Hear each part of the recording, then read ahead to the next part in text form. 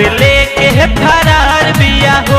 माल हाल बताओ अपन दीदी के हो, माल हाल बताओ अपन दीदी के हो।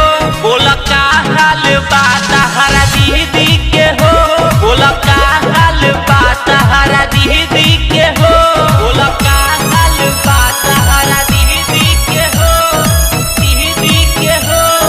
बोला हाल बात हरा दीदी के हो। MM recording studio Chandigarh. डेढ़ दिन से फोन नहीं लागताटे हो, हमके बताओ केने भागल बिया हो, भागल बिया हो।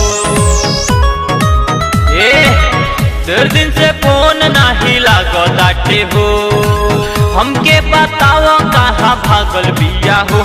लागे भाग गइल बिया तो दिल्ली नु हो, लागे भाग गइल बिया तो दिल्ली नु हो। बोलो का हाल बात हरा दीदी के हो, बोलो का हाल बात हरा दीदी के हो, बोलो का हाल बात हरा दीदी के हो, दीदी के हो। बोलो हाल बात हरा दीदी के हो।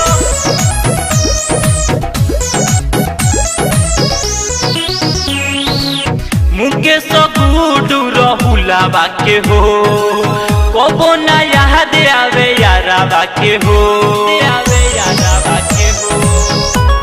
ओ मुकेश गुडू रहुलावा के हो, कबो ना याद आवे यारावा के हो।